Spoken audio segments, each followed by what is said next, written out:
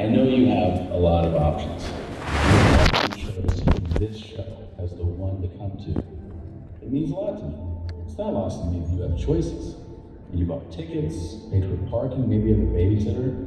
I want you to know that I really, truly appreciate you coming here to spend time with me. That being said, things are about to change now. The show is about to begin, and that means it's time to put your phone away. Okay, I'm not asking you much. All I'm asking you to do is actually pay attention to the thing you came to see. Just watch the show. Watch the show.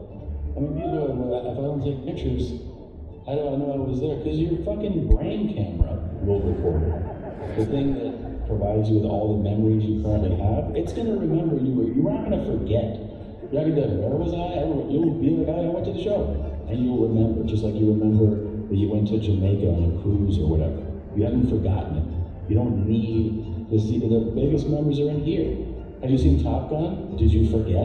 No, you fucking saw it and you know you saw it. So you'll be here and you remember that you saw it, okay? So it's like, this is the time. Don't send me messages. I can't believe they threw me out when I pulled my phone out. Yeah, we're telling you multiple times, don't use your phone. Just be here and watch the fucking show, man. Put your fucking phone away. Woo! Anyway, thanks for coming. I really hope you have a good time.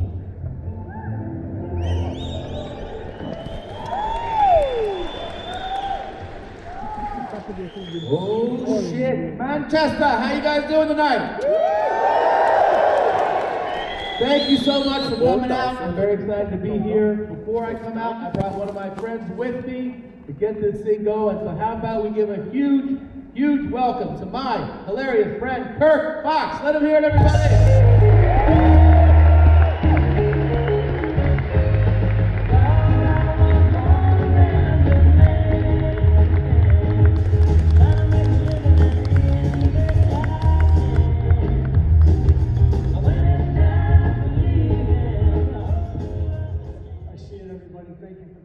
Manchester. This is definitely the place to be tonight. I'm excited to be here. Tom said I was hilarious. I would say I am mildly entertaining. So let's just start at that. And if it's any better than that, that's okay. But if not, it's just going to be for a few minutes, and then we can all go get drunk and watch Tom. And I'll be right there with you guys.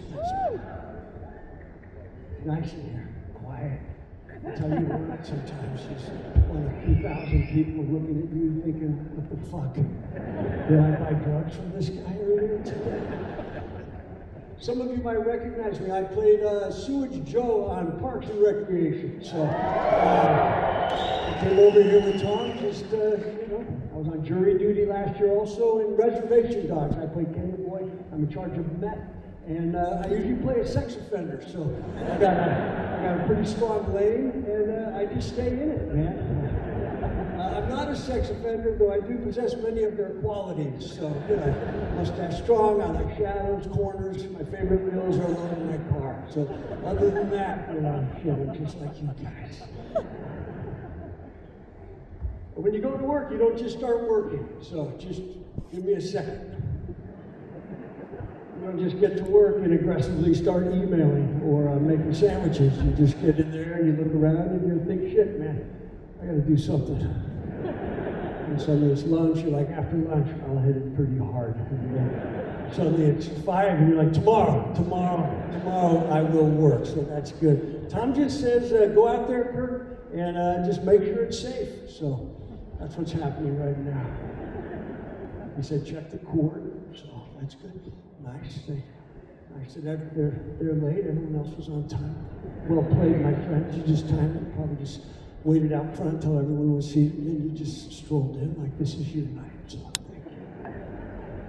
All right, looks like about 30 feet of cord, so that's good. That's a pretty good distance. Sometimes in life, you just want to see how far you can go. So 30 feet, I like that. If I have to go out there 30 feet, some shit's gone off track, for sure. If I'm out there 30 feet trying to get someone to laugh, it's personal. That's someone I know. It's like, shit, man, you better laugh tonight. 5 feet of cord would suffice for what I have planned. 30 feet of cord. I'll tell you a fun fact about cord, just, since cord is, pretty important to me at this moment.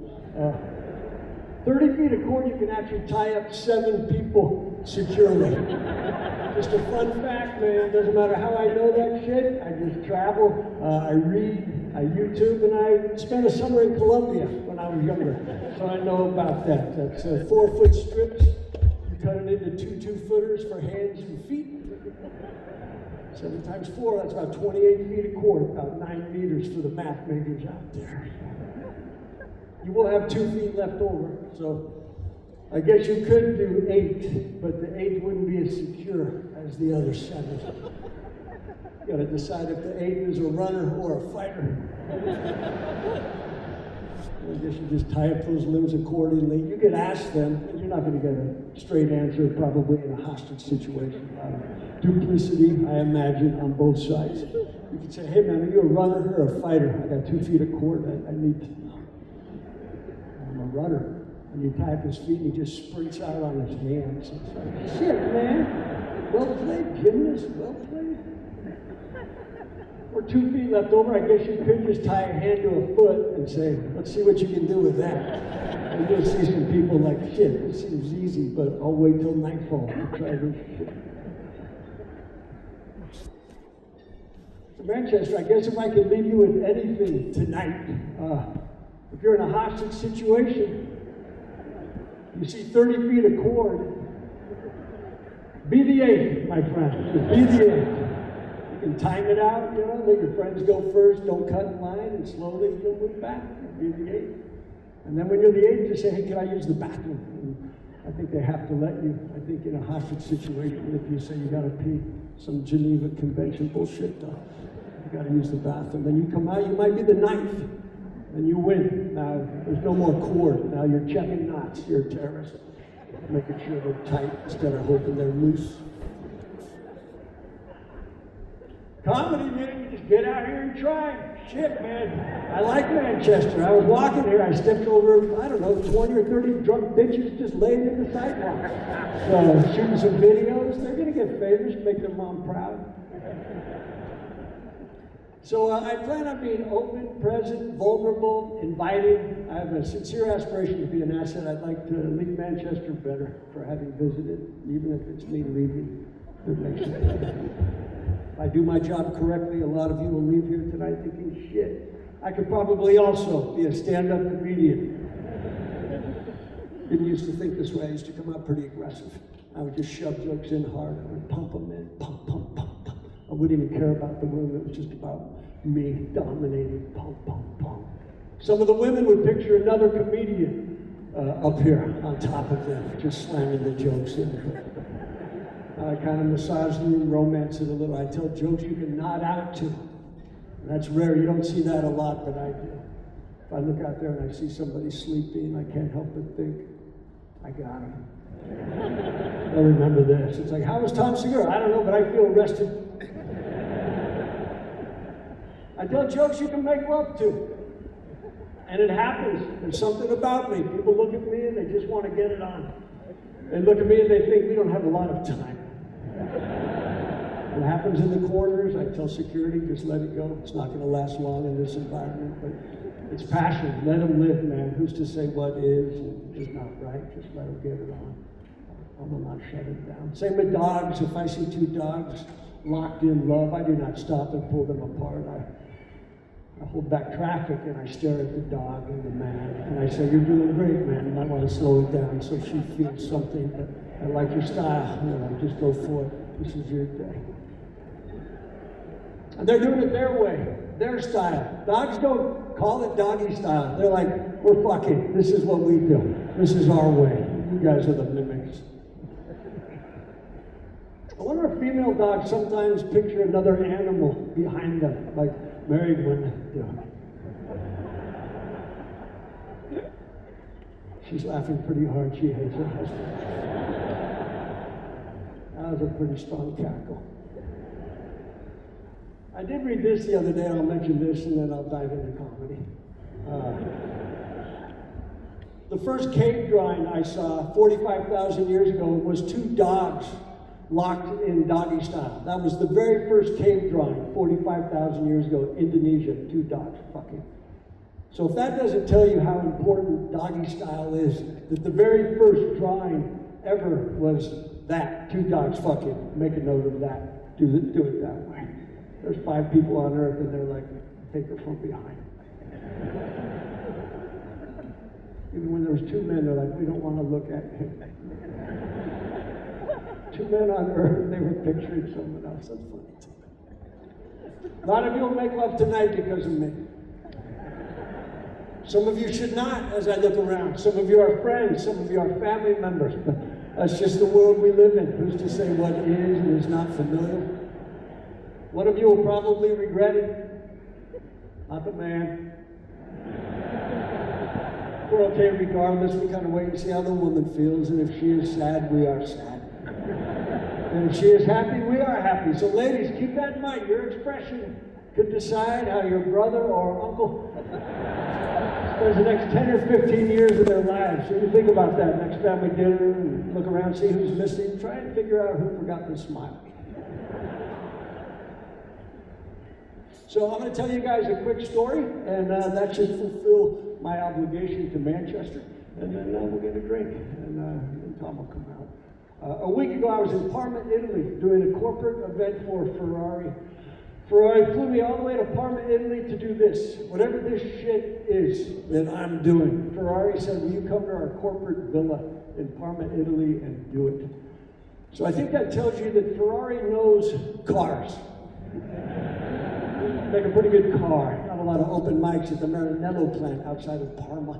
But while I was on stage, just trying to connect, just trying to love the room, an orgy broke out right in front of me. 50 people got naked and just started getting it on. Some real eyes wide shut shit. And I just kept talking.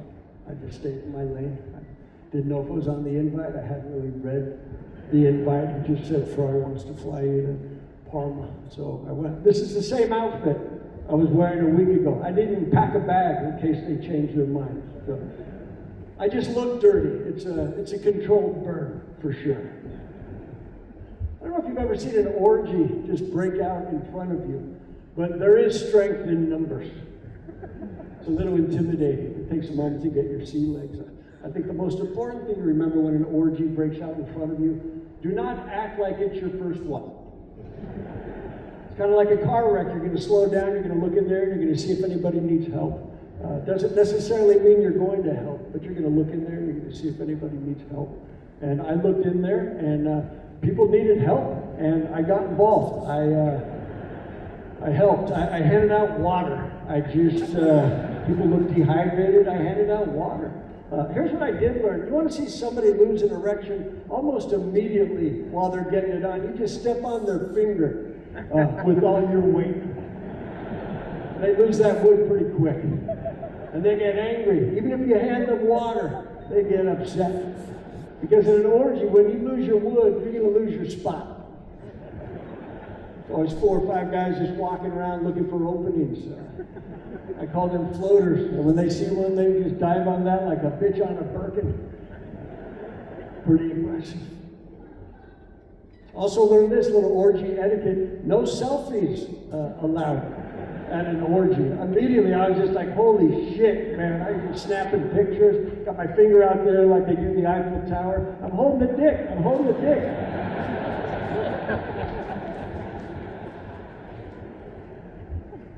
Tackled by a couple security guards. Pretty aggressive, they landed on top of me. And it felt pretty good.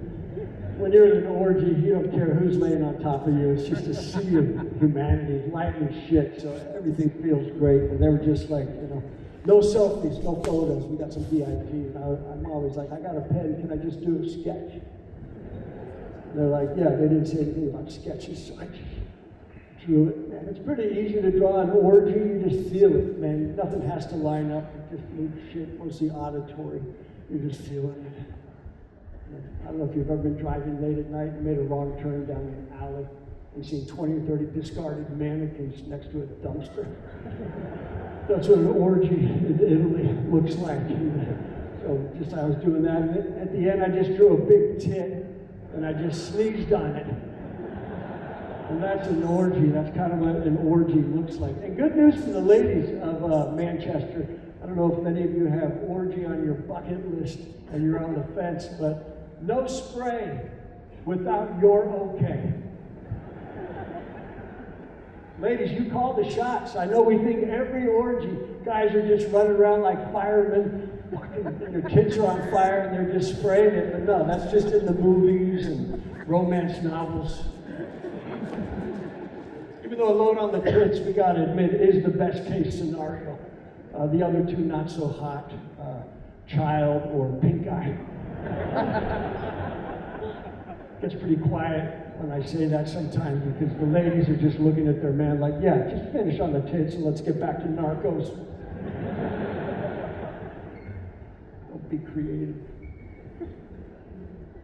I did see a woman give her partner the nod, and he looked like he won the lottery, and he just jumped up and sprayed. Just a happy day for him. And then someone in the corner saw that and just started running toward her like she was on fire and he was a captain of the fire department. And she just said, no, not you. Stop. Just him. And the guy running froze and he just stopped and he got sad. And his feelings were hurt. And to see sadness at an orgy, shit, that's the takeaway. You think everyone's so happy, but there's just so many men that just wish they were home with their wives and children.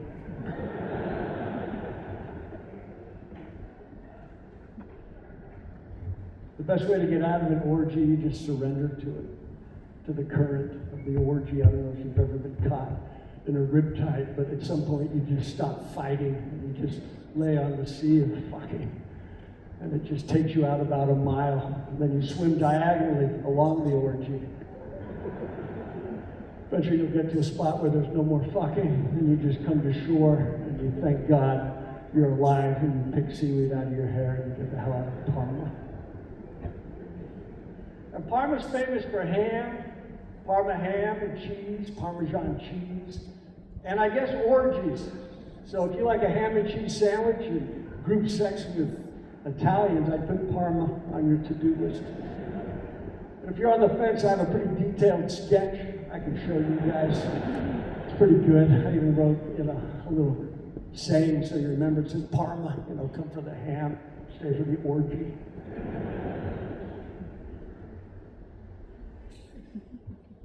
A lot of my friends are like, did you nut, Kirk Fox? Did you nut at this orgy?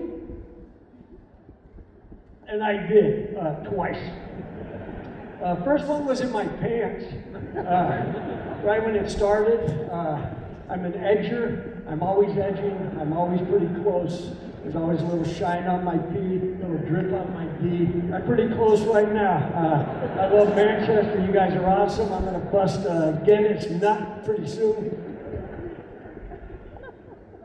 I watch a lot of pornography, but I do not masturbate. I save my chi, my life force, for special occasions. An orgy, a mosh pit, a crowded elevator, hot yoga. But when I fly, I wrap my dick in aluminum foil so that when they hit it with that wand, TSA, I just nut, right, and go to my gate. A little static electricity. They're always like, did you nut? I'm like, you went down low, brother. I just saw the bun. I didn't see the beard. That's on you. They go low, man. They're asking for it. Shit. I'm a romantic, I guess. And it's also great if a woman changes her mind on a date. It's like, I don't think I'm going to have sex with you tonight. Really? It's too late. It's too late. You should have thought about that before you took your jacket off at dinner. And if you're within 3 feet of a man or a woman and you have eye contact and you nut in your pants, that's legal. That's real shit. Put that in your journal, tell your friends, post it. That's real sex. So that's pretty good. Got to be eye contact. Outside of 3 feet, you have to talk to law enforcement, which I'm fine with. If I talk to a cop, I'm going to nut. I like law enforcement. I like the badge, the mustache, the gun. It just gets me. So if I talk to a cop, I'll nut. I'll look them right in the eye. I'll shine it. Sometimes the glasses, so I see my reflection. So I'm looking at me when I nut. Also, firemen, If I see a fireman, I'm gonna nut sometimes. I've called in a fire at my house before, just so they come to the door. I look through the people, just nut, that's 3 feet. I see that axe, I come a little extra hard. Sirens, if I hear sirens, I nut. Just, dogs bark, I just nut. I don't even care what the siren is. Shit, if I'd been in London in the World War II, those air raid sirens, I'd still be there nutting. I'd just be like, fucking please bomb us. I just want to nut. Old time. I've been trying to get one online, an old air raid siren. Shit, I'd never sleep. I just nut 24/7. Yeah, I probably had sex with 300 or 400 women that don't know it. And Hugh Jackman, last month, New York City. I got on an elevator, Hugh Jackman was on the elevator, the door shut, bell went off, sounded like a siren. I just looked him right in the eye and I nut. He was cornered, I went in tight. 3-floor nut. I could have gone 5 floors, but he got out on the 3rd and I just chased him. Stayed within 3 feet. I know the law. But man, he's fast, Australian, but so am I. And I'm nutting. I seem to pick up speed. Maybe masturbation, I kind of look like Hugh Jackman. If Wolverine had rabies. If Hugh Jackman was Pharaoh. My second nut was when the security guards tackled me. So, shit, no refractory period if you're a nutter. You just are always hard. So, life is short. It doesn't need to be. So, guys, just start edging. No more masturbation. Save your cheek. The ladies will like it. You start nutting in your pants. They're like, good night. Good night. I know I may have come off a little creepy. Let's just say I wasn't as creepy as I could have been. I would say I was creepy with a twinkle. Ted Bundy was creepy with a twinkle until he wasn't. I think creepy all comes down to when you pull your dick out in front of strangers. Prisons are filled right now with gentlemen who just had shit timing. I'll tell you something real quick and I'll get out of here and we'll get a beer.